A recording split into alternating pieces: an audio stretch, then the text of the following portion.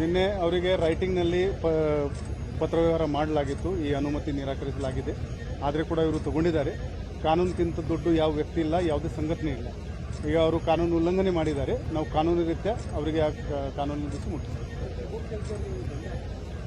ಹೌದು, ಶುಭಂ ಶೆಳ್ಕೆ ಅವ್ರದ್ದು ಯಾವುದೇ ಪ್ರಚೋದನಕಾರಿ ಸ್ಟೇಟ್ಮೆಂಟ್ ಕೊಡ್ತಾರೆ, ಅದಕ್ಕೋಸ್ಕರ ಅವ್ರದ್ದು ಆಲ್ರೆಡಿ ಬಾಂಡ್ ಅವರಿತ್ತು. ನಾವು ಇವರು ಪದೇ ಪದೇ ಮಾಡ್ತಾ ಹೋಗ್ತಾರೆ, ಅದಕ್ಕೋಸ್ಕರ 5 ಲಕ್ಷದ್ದು ಬಾಂಡ್ ಅಮೌಂಟ್ ಮಾಡಿಸಿದ್ದೀವಿ. ಈಗ ಅದು ನೋಟಿಸ್ ಜಾರಿ ಮಾಡಿದ್ದೀವಿ ಅವರಿಗೆ. ನಿಮ್ಮ ಬಿಹೇವಿಯರಿಂದ ನೀವು ನಿಮ್ಮ ಬಾಂಡ್ ಕಂಡೀಷನ್ ವೈಲೇಟ್ ಮಾಡಿದ್ರಿ ಅಂತ. ಸೊ ಅವರು ಸರ್ಕಾರಕ್ಕೆ 5 ಲಕ್ಷ ಜಮಾ ಮಾಡಬೇಕು.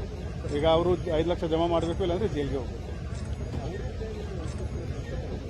ಅದು ಏನು ಬ್ಯಾಕ್ಗ್ರೌಂಡ್ ಇದೆ ಸ್ವಲ್ಪ ತಿಳ್ಕೋಬೇಕು. ನಾನು ಐ ಕ್ಯಾನಾಟ್ ರಿಯಾಕ್ಟ್ ಇಮಿಡಿಯೇಟ್ಲಿ. ಒಂದು ನ್ಯೂಸ್ ಐಟಮ್ ನೋಡಿಕೊಂಡು ಏನು ಕಾರಣ ಇತ್ತು, ಏನಿದು ಎಲ್ಲ ವಿಚಾರಣೆ ಡೀಟೇಲ್ ವಿಚಾರಣೆ ಮಾಡ್ತೀವಿ.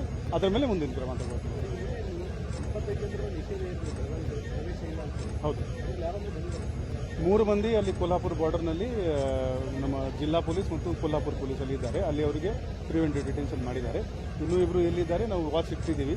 ನಮ್ಮ ಚೆಕ್ ಪೋಸ್ಟ್ನಲ್ಲಿ ನಮ್ಮ ಪೊಲೀಸ್ ಚೆಕಿಂಗ್ ಮಾಡ್ತಾ ಇದ್ರೆ ಅವರು ಇಲ್ಲಿ ಬಂದರೆ ಅವರ ಮೇಲೆ ಕೂಡ ನಾವು ಕಾನೂನು ರೀತ್ಯ ಕ್ರಮ ತಗೊಳ್ತೀವಿ.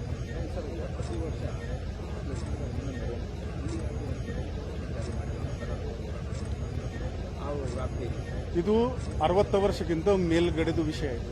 ಇದಕ್ಕೆ ಈ ಥರ ಒನ್ ಸ್ಟಾಪ್ ಸೊಲ್ಯೂಷನ್ ಇಲ್ಲ. ಇದಕ್ಕೆ ನಾವು ಪ್ರೊಲಾಂಗ್ ಸೊಲ್ಯೂಷನ್. ಇದರಲ್ಲಿ ಸರ್ಕಾರ ಇನ್ವಾಲ್ವ್ ಇದೆ, ಕೇಂದ್ರ ಸರ್ಕಾರ ಇನ್ವಾಲ್ವ್ ಇದೆ.